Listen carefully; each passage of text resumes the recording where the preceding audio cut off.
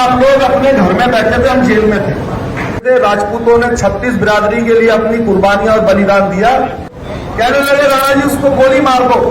मैंने कहा तू मार दे भाई, तू क्या है, तू हिजड़ा है क्या है। कई लोग जो है अनाउंसमेंट कर देते हैं 10 लाख रुपए दूंगा, ऐसा कर दो। अरे भाई हमारा समाज भिखारी है क्या? तू 10 लाख क्यों देगा? तू नामर्द है, तू ही जाके कर दे। तू ही जाके क्यों नहीं करता सलाह लेने? क्योंकि उसको पता है ना उसने 10 लाख देने ना बतौलेबाजी करनी है। मोबाइल पे आजकल सोशल मीडिया का प्लेटफॉर्म है, घर में बैठ के 10 लाख दे दूंगा, ऐसे कर दो और वैसे कर दो। अरे खुद करो ना। वो लोग अपनी प्रजा की रक्षा करते थे। राजपूतों ने 36 बिरादरी के लिए अपनी कुर्बानियां और बलिदान दिया। ये बात आप उनको समझाइए जो लोग ऐसी भावना अपने मन में रखते हैं हमारे समाज के प्रति। दूसरी बात मैं ये बात कहूंगा कि आपसे बार बार मैं निवेदन करता हूं, और हरियाणा में तो मैं गांव गांव में गया हूं और मैंने हमेशा ये बात रखी कि आप अपने झंडे पर कुछ लोगों को जिता के पार्लियामेंट विधानसभा में भेजिए, जिससे कि आप अपने अधिकारों की बात वहां रख सकें। यही मेरा निवेदन है। इसी बात को करने के लिए, बताने के लिए मैं आपके बीच में आया था। हमारे बीच में डल्लावाला से भी बहुत सारे लोग हैं। इन्होंने हमारी बात मान के हमें सफलता दिलवाई। एक जिला पंचायत सदस्य इन्होंने जितवाया और उसके सहायता से हम लोग अपने समाज के लिए काफी चीजें प्राप्त कर पाए। तो आगे भी हम ऐसी चीजें प्राप्त करें। मेरा अपने समाज से ये अनुरोध है। देखिए कई लोग हमारे पास टेलीफोन करते हैं। मेरे पास कल एक फोन आया, वो मुझसे कहने लगा नाराजगी से कि आप कैथल में डीसी ऑफिस क्या करने गए थे और आपने ऐसा कर देना था, ऐसा वैसा कर देना था। मैं आप सबसे एक बात बोलना चाहूंगा, अपने घर पर मोबाइल पर बकबक करना जीवन में बहुत आसान है। मोबाइल पर बैठ के और बातें छौंकने के पैसे नहीं लगते। अपने घर के अंदर बैठ के कंबल के अंदर एसी चला के बैठ के अपने बीवी बच्चों के साथ अच्छी रोटी खा के बोलना बहुत आसान होता है। लेकिन जिस व्यक्ति ने अपने समाज के लिए अपने जीवन का एक दिन दिया हो या 14 साल 15 साल जेल में दिए हो, तो वो अपने मन की बात आपसे बताएगा क्या? ये तो आपको खुद ही समझना चाहिए। मैंने उस व्यक्ति से कहा, मैंने कहा भाई मैंने तो अपने हिस्से की जेल काट ली। वो कहने लगा जी मूर्ति को आप ये कर देते। मैंने कहा भाई तू एक काम कर, आ वहां से राजस्थान से, तू भी कुछ कर समाज के लिए। एक काम कर, तू आ और मूर्ति को तोड़ सकता है तो तोड़ दे। तो कहने लगा जी मैं तो बहुत दूर हूं। मैंने कहा कितनी दूर है? कह रहा मैं उड़ीसा हूं।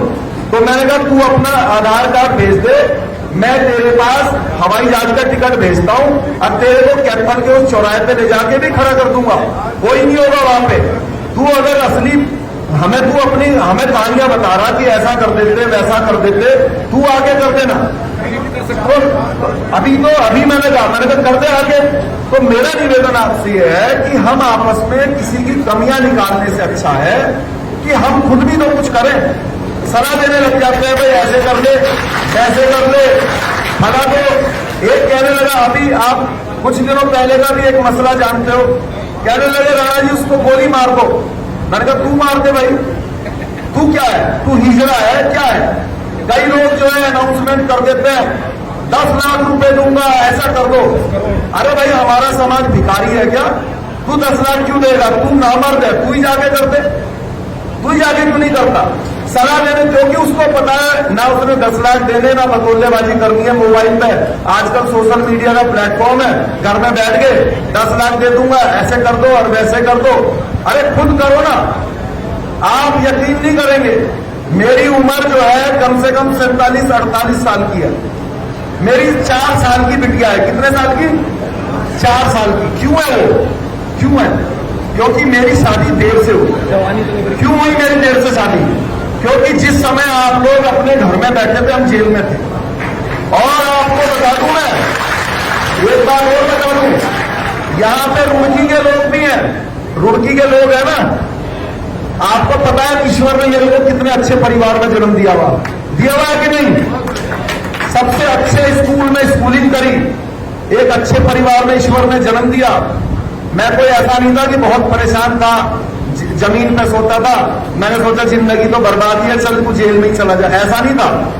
हमने अपने जीवन के बहुत अच्छा परिवार और बहुत अच्छी यही डीएवी कॉलेज में ही मैंने पढ़ाई करी थी, सब लोग जानते हैं। जब यहाँ पे चुनाव लड़ा था तो सबसे ज्यादा खर्चा मैंने ही करा था।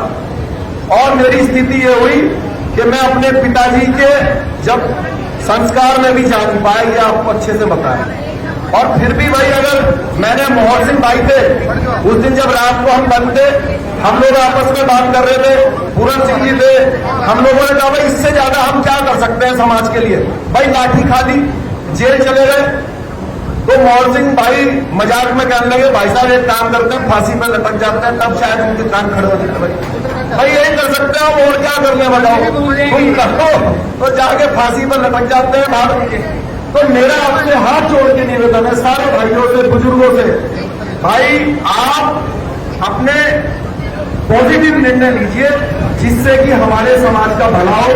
मैं हाथ जोड़ के आपसे निवेदन करूंगा, देखो हम जितना कर सकते हैं, जितनी शेर सिंह राणा की औकात है और हैसियत है, महीने के अंदर 25 दिन हम आप ही के बीच में रहते हैं।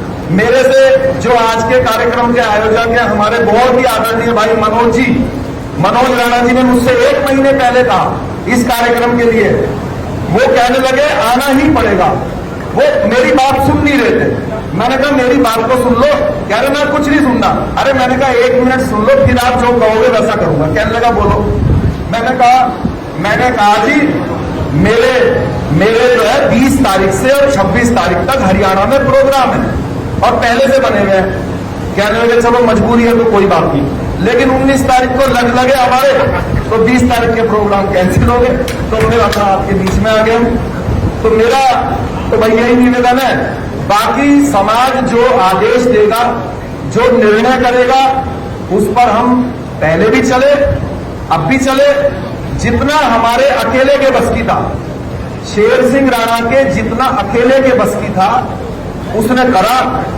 अब अकेले के बस की नहीं है, अब आप सबके सहयोग की जरूरत है। आप देंगे तो और तेजी से अपने काम को करेंगे आप सबके साथ।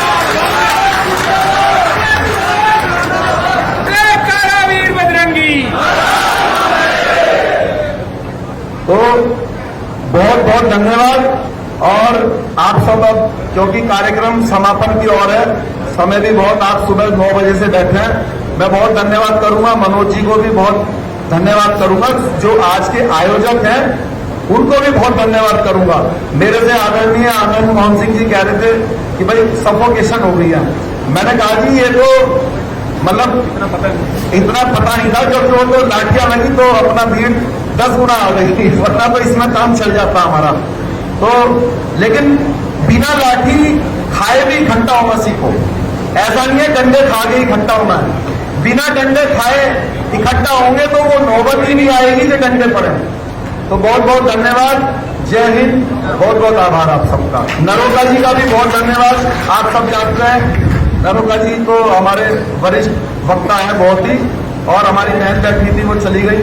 और मैं मकराना भाई का बहुत धन्यवाद करूंगा एक बात को लेके, जब हमारे अच्छे गए कोई बात नहीं, जब हमारे वहां अरेस्टिंग हो गई तो इन्होंने देखो आओ या नहीं आओ लेकिन हौसला बढ़ाना चाहिए अपने लोगों का। तो उन्होंने लाइव आए, उन्होंने कहा हम आ रहे हैं वहां पे, उससे भी दबाव पड़ता है शासन प्रशासन के ऊपर, सरकार के ऊपर। हम हो सकता है कि उस समय ना जा पाए, लेकिन हमारा फर्ज है कि हमारे भाई अगर किसी पीड़ा में है, किसी प्रॉब्लम में है, तो हम अपने भाई का उत्साह बढ़ाएं।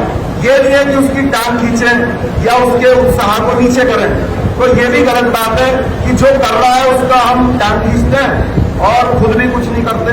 तो खुद भी करो, दूसरों को भी करने दो। बहुत बहुत धन्यवाद, जय हिंद।